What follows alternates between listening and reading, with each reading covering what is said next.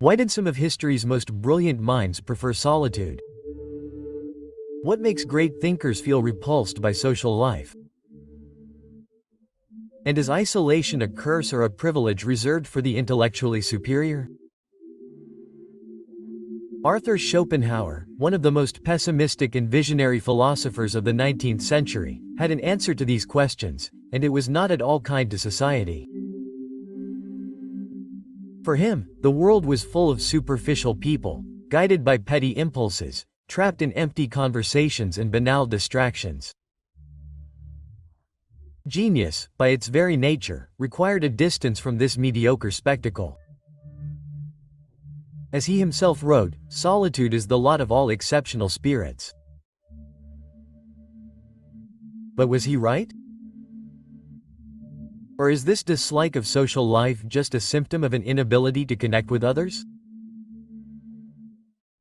Think of great names like Nikola Tesla, Emily Dickinson, or Isaac Newton, all known not only for their genius, but also for their isolation. Are they examples of intelligence that transcends the ordinary, or are they just misunderstood souls condemned to wander the world alone? Today we will delve into Schopenhauer's ideas to understand why intelligent people seem to care less about social life and whether this is really an advantage or just a sophisticated form of alienation. For Schopenhauer, solitude was not a choice, but an inevitable consequence of intellectual superiority. The more a person excels intellectually, the harder it becomes to find peers who are equal to him, with whom he can share ideas and deep feelings. Superior intelligence, in his view, creates a natural barrier between the individual and society, because the concerns and interests of the majority are radically different from those of the wider world. A man can only be himself when he is alone. And if he does not love solitude, he will not love freedom, because only when he is alone is he truly free. For Schopenhauer, solitude was not just a burden, but a refuge in this era. He saw society as an environment where the intellect was often stifled by social expectations and the trivial interests of the majority. Schopenhauer observed that those who were intellectually superior often felt a sense of dislocation when trying to interact with the ordinary world, as they saw beyond the obvious and understood realities that escaped the general. This isolation can be seen throughout history in geniuses. Nikola Tesla, for example, spent much of his life alone, avoiding human contact whenever possible, as he believed it would interfere with his work. Friedrich Nietzsche, another thinker who valued solitude, claimed that the crowd is a sea in which free spirits drown. However, this isolation comes at a price. The need to remove oneself from social conventions can result in a profound sense of alienation. Schopenhauer recognized this dilemma and believed that while solitude could be liberating for great thinkers, it could also be a burden to the soul. As a result, many of history's greatest intellectuals have suffered periods of depression and anxiety, not because they were weak, but because they saw the world in a deeper way than most could ever conceive. And so the big question arises: is this isolation a curse or a blessing? For Schopenhauer, the answer was clear. He believed that great thinkers should accept solitude as a gift, because only in silence and away from social mediocrity could they truly achieve their greatest deeds. Schopenhauer did not see social life as a space for genuine or authentic exchange, but as a great theater where individuals play predefined roles, trapped in an eternal staging of appearances and selfish interests. For him, society was nothing more than a stage where people act for each other, hiding their true intentions behind carefully constructed masks. For most, sociability was nothing more than a mask that hid their banality. This pessimistic view was directly linked to his main work, The World as Will and Representation, where he argued that everything we perceive is nothing more than a projection of our mind. For him, social life was just an illusion, a spectacle that distracts individuals from true knowledge about themselves and the nature of the world. Schopenhauer believed that most people were trapped in petty concerns, status, gossip, and petty struggles for power and recognition. In his view, the average human being was a slave to the will, a blind and irrational impulse that governs our actions and keeps us trapped in endless desires. The search for social validation was nothing more than a reflection of this uncontrollable will. This contempt for social life was not unique to Schopenhauer. Other great thinkers also expressed his disdain. Nietzsche, for example, said that convictions are more dangerous enemies of truth than lies. He emphasized how people would rather cling to illusions than face reality honestly. This conflict between the pursuit of knowledge and the demands of social life created an unbridgeable chasm between the greatest minds and the rest of humanity. The result? Intellectual isolation became inevitable. But there is a side effect. Prolonged solitude can lead to disenchantment, apathy, and even contempt for the outside world. Schopenhauer was well aware of this reality and warned that for those who could see beyond the social illusion, the only alternative was to accept this harsh truth and learn to live with it. But how does this isolation manifest itself in everyday life? Because those who are intellectually superior often feel frustrated by social interactions. Schopenhauer did not mince words when expressing his view of humanity. For him, most people were driven by superficial and selfish interests, without any inclination for contemplation or deep thought. This created an inevitable gulf between the intellectually elevated and the masses, whom he saw as distracted by trivialities and futilities. Mediocrity usually only recognizes itself, while genius sees this mediocrity, but finds itself alone.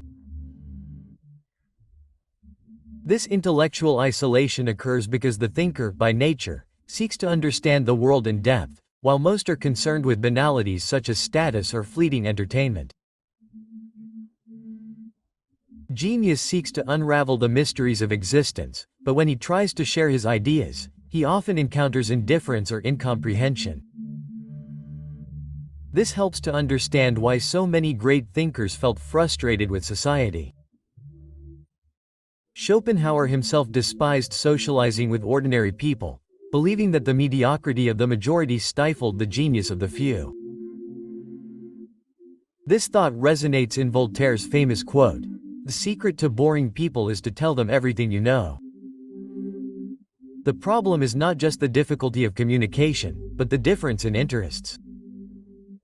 Genius seeks universal truths, while the majority seeks pleasure and distraction. This conflict is inevitable. For Schopenhauer, this intellectual gap made social interaction a burden for those with a high mind. Nikola Tesla, for example, avoided social events and trivial interactions, seeing them as a waste of time. Isaac Newton was known for his seclusion, impatient with trivial conversations. And even Albert Einstein, one of the most celebrated scientists in history, admitted that he preferred solitude to the company of people who did not share his interest in profound ideas. However, this distancing from society is not only a choice of genius. Often, it is society itself that rejects those who think differently. Innovative and unusual thinking often causes discomfort and resistance. He called this resentment of mediocrity, the tendency of the majority to despise and attack what they do not understand or what makes them feel inferior. Thus, genius does not simply withdraw of its own free will, but is also driven away by the hostility of the world around it. This forced distancing can generate feelings of alienation and even contempt for social life. In light of this, a fundamental question arises. If the world is a hostile place for great thinkers, how should they face this reality? Schopenhauer believed that there was a solution, and it was not to try to fit in with society, but to accept and cultivate solitude as a refuge for thought and contemplation. For Schopenhauer, solitude is both a fate and a choice. He saw isolation as an inevitable result of superior intelligence, but also as an opportunity for intellectual and spiritual growth. The common man cannot bear solitude because he feels good only in the company of others. The elevated man, on the other hand, seeks solitude because in it he finds himself. This insight brings us to a crucial point. Solitude is not a punishment but a privilege. It offers the thinker the chance to immerse himself in his own ideas, without distractions and without the need to adjust to the empty social interactions that dominate daily life. It is in this silent step that creativity flourishes and understanding deepens. Many of history's greatest thinkers, scientists, and artists have made solitude their inseparable companion. Emily Dickinson spent much of her life isolated at home, devoting herself exclusively to writing. Kant was known for his meticulous routine and his disdain for social events. Beethoven, amidst his increasing squalor, found in solitude the strength of some of history's most powerful symphonies. Solitude not only allows for greater depth of thought, but also preserves the authenticity of genius. Schopenhauer believed that by becoming too involved in society, the brilliant mind runs the risk of becoming lost in distractions and compromising its clarity of vision. This perspective resonates deeply with the Buddhist concept of detachment, one of Schopenhauer's great philosophical influences. Buddhism teaches that attachment to the outside world and social interactions often leads to suffering. True growth occurs through introspection and liberation from the illusions of the material world. However, there is a dilemma in this choice. Human beings are, by nature, social animals. The search for belonging is part of our biology, and prolonged solitude can lead to anguish and melancholy. Even the greatest thinkers, as much as they valued isolation, suffered from the lack of meaningful connections. Nietzsche, for example, also saw solitude as a path to greatness, but he admitted that it could be painful. In Thus Spoke Zarathustra, he describes the philosopher as a hermit who comes down from the mountain to share his wisdom, but is met with rejection and misunderstanding. This dilemma is real. Separating oneself from society brings freedom, but it also imposes an existential burden that is difficult to bear. Schopenhauer, on the other hand, had a solution to this problem. He believed that while genius could never fully fit into society, there was a way to interact with the world without being consumed by its mediocrity. The key for him was to adopt a philosophical detachment, a kind of emotional neutrality that allowed one to interact with others without becoming overly involved. And this strategy brings us to the central question: how can we navigate the world without being absorbed by its superficiality? If having a brilliant mind means ending up alone, how can great thinkers live in society without feeling suffocated by so much futility?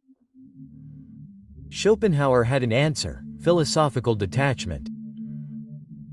For him, happiness belonged to those who are self-sufficient. The secret was not in trying to fit in or change others, but in cultivating an attitude of serene detachment, like an observer who analyzes reality without being affected by it. Instead of fighting the mediocrity of the world, the thinker should learn to face it with the same attitude as a scientist before an experiment, with curiosity but without emotional involvement. This means accepting the banality of social life without getting irritated, understanding the intellectual limitations of the majority without getting frustrated, and maintaining one's own mental independence without seeking external validation. This approach is similar to that of historians who advocated controlling emotions in the face of adversity. Marcus Aurelius, one of the main representatives of Stoicism, wrote in his Meditations, "Give yourself the gift of being indifferent to what is beyond your control." The world will always be a place full of empty distractions and futile conversations, but it is the individual who decides how much of it deserves his attention. The thinker should not completely isolate himself from society, but rather interact with it strategically, absorbing only what is useful and discarding what is irrelevant. Although Schopenhauer had no patience for society, he did not believe that total isolation was the solution. He knew that even great thinkers needed a minimum of human contact, whether to exchange ideas or to avoid absolute loneliness. The secret, according to him, was to choose carefully who to connect with and keep interactions to the minimum necessary, just enough to live in the world without going crazy. And this philosophy applies very well today in a world full of digital distractions, fake news and superficial relationships. Knowing how to filter information and interactions has become essential. Intelligence is not just about understanding the world, but also about knowing how to navigate it without getting lost. Schopenhauer teaches us that instead of lamenting the lack of connection with most people, we should see it as a mark of our intellectual freedom. After all, solitude can be a burden, but it is also a privilege, an opportunity to explore our own thoughts without outside interference.